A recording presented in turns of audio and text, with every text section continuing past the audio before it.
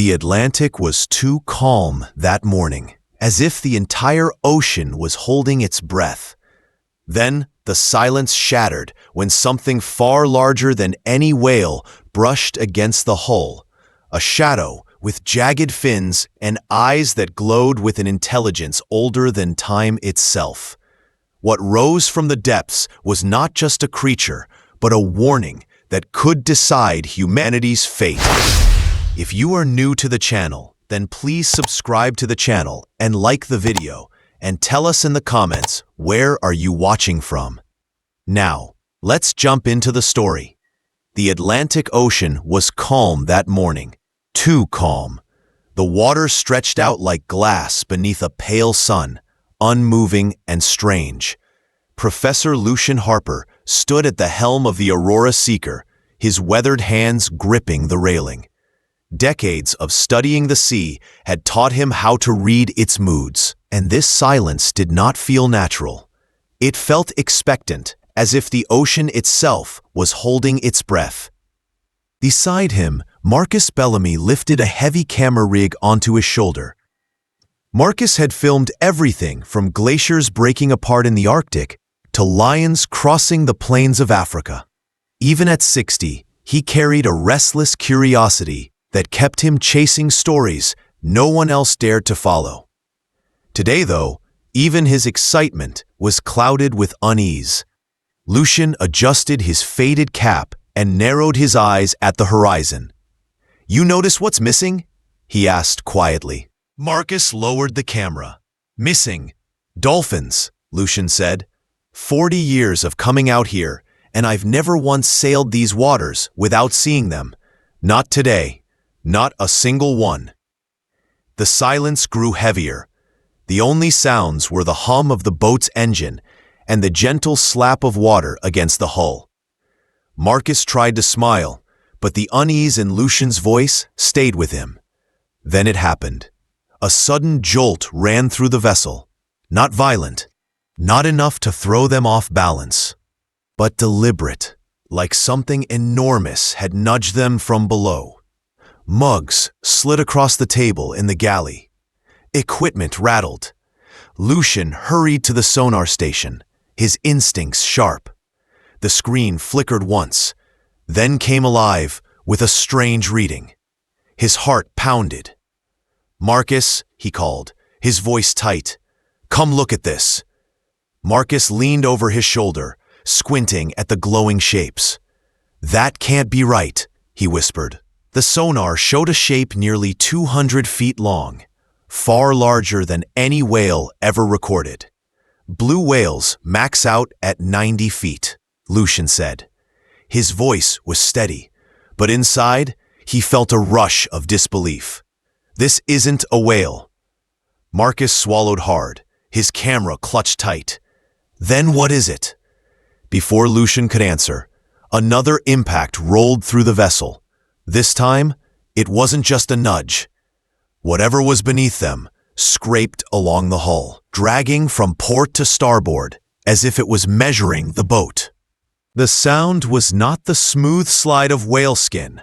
It was rougher, harsher, like scales. Marcus lifted the camera to his eye, filming over the side of the ship. Through the lens, he caught a glimpse of movement beneath the surface. His hands froze.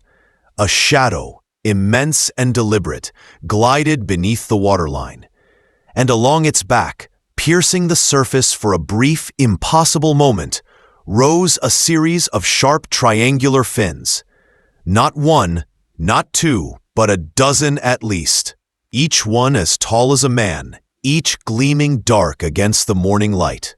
"Lucian," Marcus whispered, "you need to see this." Lucian stepped closer, and in that instant he saw more than the fins. He saw the eyes. Two massive orbs stared back at them from beneath the surface. They were the size of dinner tables, bright and alive. But it wasn't the size that made Lucian's breath catch. It was the intelligence. The eyes studied them, not like an animal looking at prey, but like a mind weighing possibilities. This was asses. This was calculation. Marcus's camera shook, though his hands tried to stay steady. "We need to leave," he said. Lucian surprised himself by shaking his head. "No, it's not hunting us. Look at how it moves. It's circling us. It's hurting us." Marcus frowned. "Hurting us where?" Before either of them could answer, the creature rose higher, not leaping, not breaching like a whale, but lifting itself from the ocean in a controlled, unnatural way. Its head broke the surface, massive and otherworldly. Scales shimmered across its body, changing from deep blue to silver as sunlight struck them. Both men stood frozen, their minds reeling at the sight. But what held them wasn't the sheer size or the impossible physics of its rise. It was the expression. The creature looked tired. More than that, it looked disappointed. Then it opened its mouth. Marcus braced for a roar, a screech, something monstrous.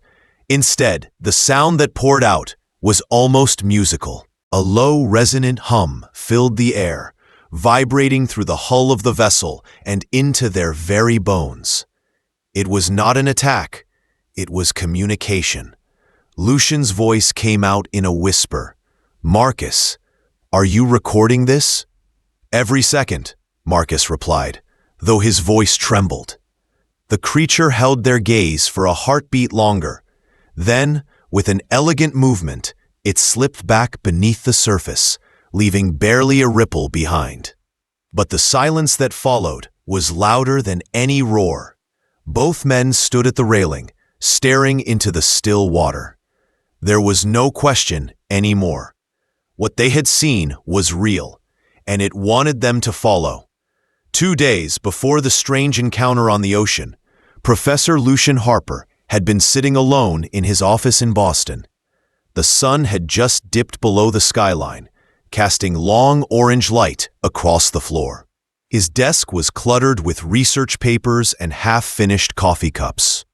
He was preparing to close up for the evening when the knock came. It wasn't the usual polite tap of a delivery man. It was firm, quick, and gone in an instant. When Lucian opened the door, there was no one in the hallway. Only a small envelope lay on the floor, plain and unmarked, except for his name written in careful black ink. He frowned, picking it up. The paper felt strange, heavier than usual, almost waxy to the touch. He returned to his desk, slit the envelope open, and slid out a single folded page. The writing inside was minimal. 3 lines, a set of GPS coordinates, a date, and 1 sentence. "The old guardians rise when the silence spreads." Lucian sat back, the words echoing in his mind. The coordinates pointed to the Hadrian Trench, a section of deep ocean just 60 miles off the coast. It was a place scientists were still struggling to understand, a place the Navy had already classified most data about. He thought of calling it nonsense, a prank. But the phrase kept tugging at him. Silence. Guardians. He remembered his decades of marine research, the years when he had studied strange patterns in bioluminescent creatures, patterns that seemed too organized, too deliberate. That project had been classified and buried. Now someone was reminding him of it. Lucian called Marcus Bellamy. The filmmaker answered on the second ring, his voice rough with sleep. "You need to see this," Lucian said. An hour later, they sat across from each other in a small diner in the town of Shorecliff. The clock above the counter read 4 in the morning. The place smelled of burnt coffee and fried eggs, and the only other customers were a truck driver dozing over his plate and an elderly woman seated quietly in the corner booth. Marcus set the letter on the table between them. "This is either the start of a great story," he said, "or the kind of thing that gets us into trouble." Lucian didn't smile. "Whoever sent this knows about my research from the 80s, the kind the Defense Department shut down. Someone wants us to follow." The waitress poured them each another cup of bitter coffee, then drifted away. They sat in silence until the elderly woman from the corner booth rose and approached their table. Her steps were quiet, almost soundless on the tiled floor. "You boys heading to sea?" she asked, her voice soft but steady. Marcus glanced up, surprised. "Just a fishing trip," he lied. The woman gave a faint smile, too knowing to be fooled. She reached into her pocket and pulled out a folded napkin, sliding it across the table. On it was a detailed drawing of a creature unlike any they had ever seen. Its body was long, lined with jagged fins, and its eyes were wide and ancient. Around it were symbols that looked like a mixture of waves and musical notes. "My grandmother drew the same thing," the woman said quietly, "and her grandmother before her. Every 73 years, they surface. They come to see if we've learned anything, and this time they are not pleased." Lucian stared at the drawing, stunned.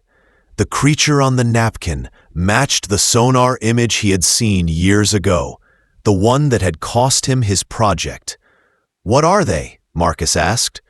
The woman's eyes were dark and sharp. "Older than your history, wiser than your science, and they're running out of patience." She paused, then added, "When you see them, don't run. Running means you're prey. Stand your ground and listen. They have something important to say." Without waiting for a response, she turned and left the diner, moving with the quiet ease of someone who belonged to another time. Marcus let out a low whistle.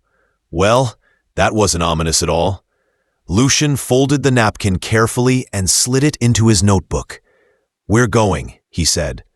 "Whoever sent the letter, whoever she is, it all points to the trench, and if these creatures exist, we need to." The following morning, they set out aboard the Aurora Seeker. The weather was clear, the sea calm, but there was a heaviness in the air. They followed the GPS coordinates, heading toward the Hadrian Trench. For hours, nothing disturbed the still water. Then the fog appeared. It rose from the surface like a wall, thick and unmoving.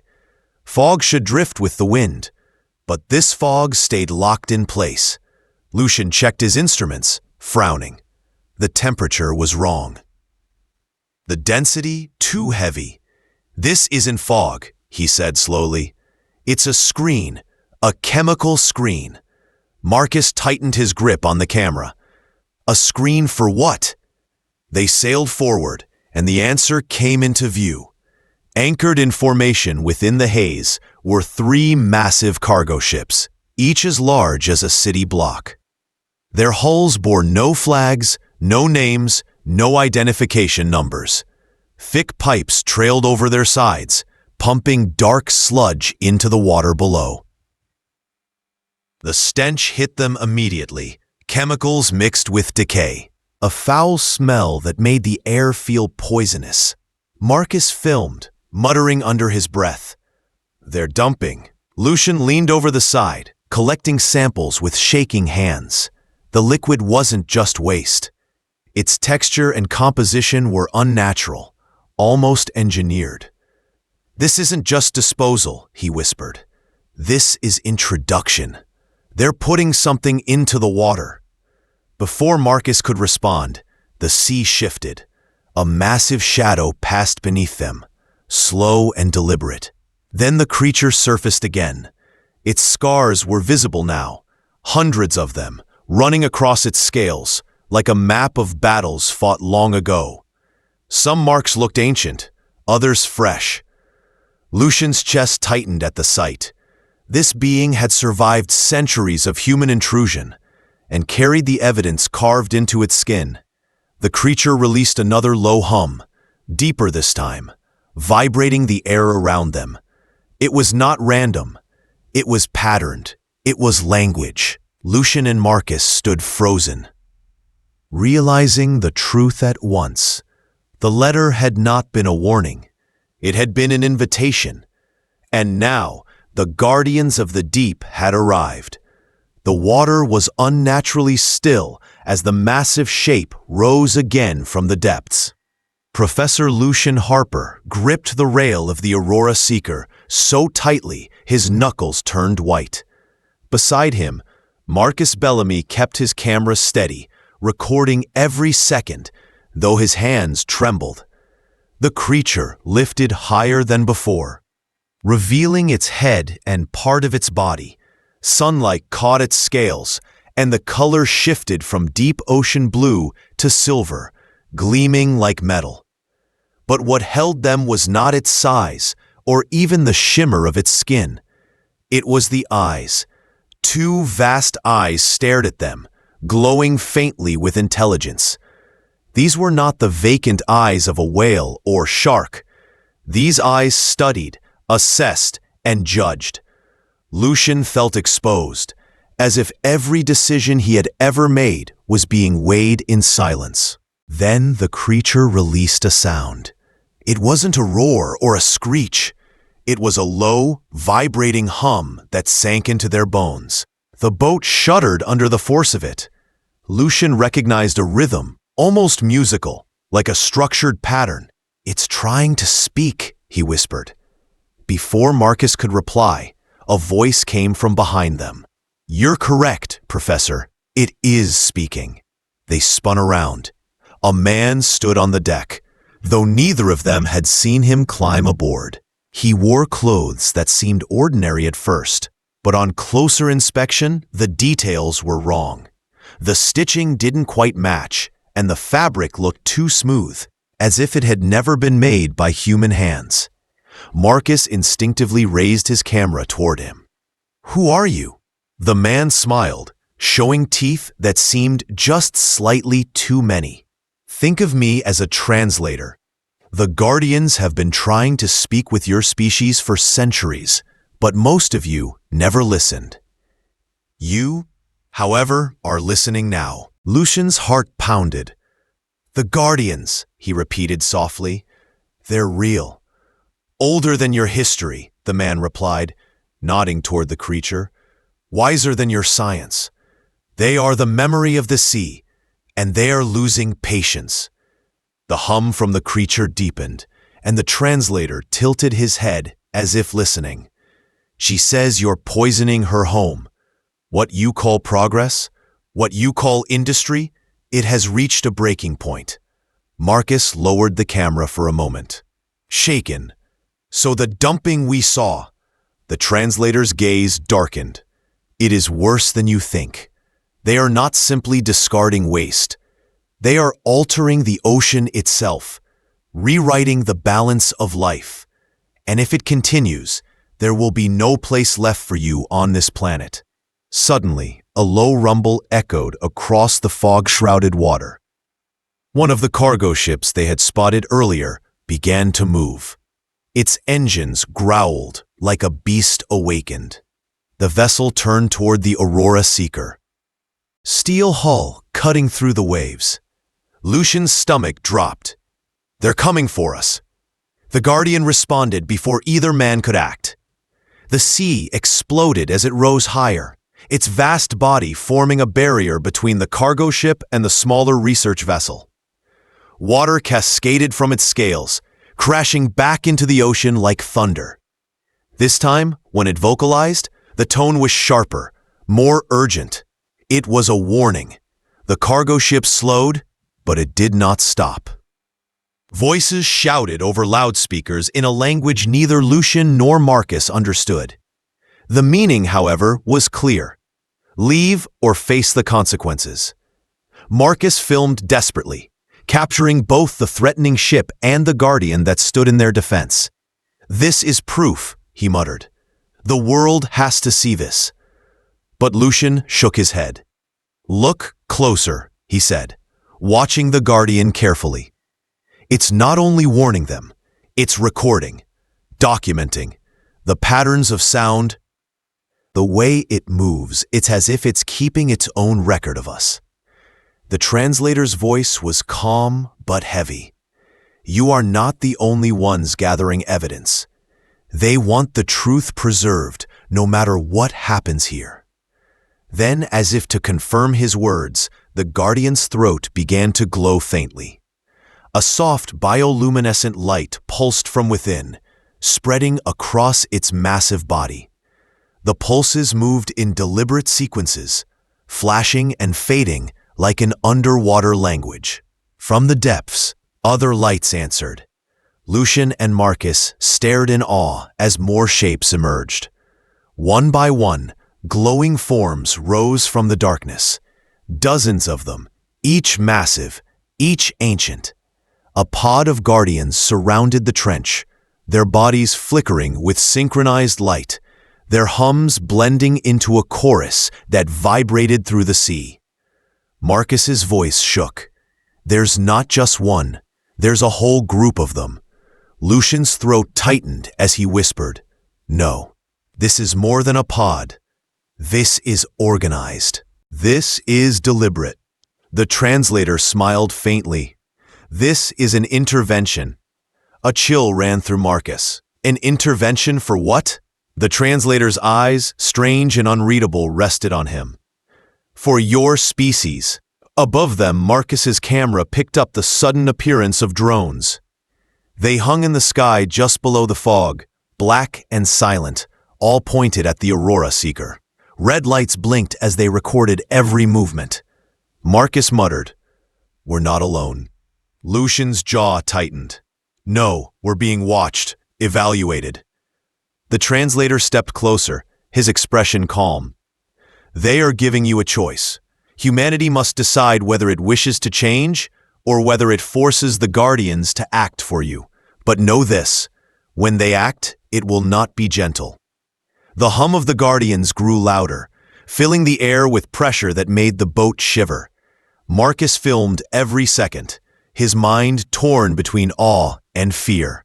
Lucian stood still, staring at the creatures. ... understanding that this moment would define the rest of his life. They were not witnessing a myth. They were standing in the middle of a warning. The Guardians surrounded the trench, their glowing forms rising and falling like living constellations in the water. The chorus of their voices shook the air, deep and layered, vibrating through the Aurora Seeker until every bolt and beam seemed alive with sound. Professor Lucian Harper stood frozen, his hands gripping the railing. Marcus Bellamy filmed in silence, his camera catching every pulse of light and every surge of water. On the deck, the translator waited calmly. He appeared almost human, yet every detail of him was slightly wrong, like a reflection in a distorted mirror. His voice was steady, cutting through the chorus of the Guardians. "You are being offered a choice," he said. "Change or be replaced." They have watched civilizations rise and fall, and they will not hesitate again. Lucian's heart pounded. "What do you say?" "Replaced?" The translator tilted his head. "Oceans remember what land forgets. Before your kind, others walked here. Others built cities, filled the seas with voices. They poisoned the waters too. And when their time ended, the ocean took back what was hers. The Guardians do not erase out of hate. They erase out of necessity." The fog thickened around them. Above, the drones hovered closer, red lights blinking. The cargo ships rumbled in the distance, their engines restless, but not advancing. It was as if everything was waiting for an answer. Marcus swallowed hard. "So, this is it. Humanity gets one last warning." Lucian stared at the translator. "What happens if we choose not to change?" The translator's expression did not shift. "Then the ocean will correct the imbalance herself. Every coastline will be rewritten, every harbor drowned. The seas will rise, not in rage but in renewal. What you call extinction is to them cleansing." The words landed like stones. Marcus lowered his camera for the first time that day. "And if we change?" The translator's eyes softened, though they were not human eyes. Then the guardians will remain watchers, not judges. They will not interfere, but you must prove it. Not with words, with action. The guardian nearest the ship released another hum. This one was lower, almost mournful. Glowing scars across its body told stories of harpoons, sonar blasts, and nets. Yet its eyes held no malice, only weariness. Lucian whispered, "She's tired of waiting." The translator nodded. 12 years. That is the time your species has, not to promise, not to plan, but to act. 12 years to stop poisoning what you depend on. Silence fell again, except for the soft hum of the guardians. Lucian looked at Marcus, who still clutched the camera. "People won't believe us," Marcus said quietly. "They'll say it's staged, fabricated." "They don't need to believe all of it," Lucian replied. "The dumping is real. The evidence is enough to force an investigation. Once that begins, maybe they'll start listening to the rest." The translator turned his gaze toward the fog. "You will not stand alone. Others are listening, not just the guardians. The ocean itself has allies in every creature. You will see them soon." As if summoned, dolphins appeared, dozens at first, then hundreds. They leapt around the Aurora Seeker, their movements precise, almost choreographed. Lucian recognized the pattern, the same symbols the woman in the diner had drawn on the napkin. The dolphins were not just animals playing. They were witnesses. Marcus whispered, "They're marking the choice."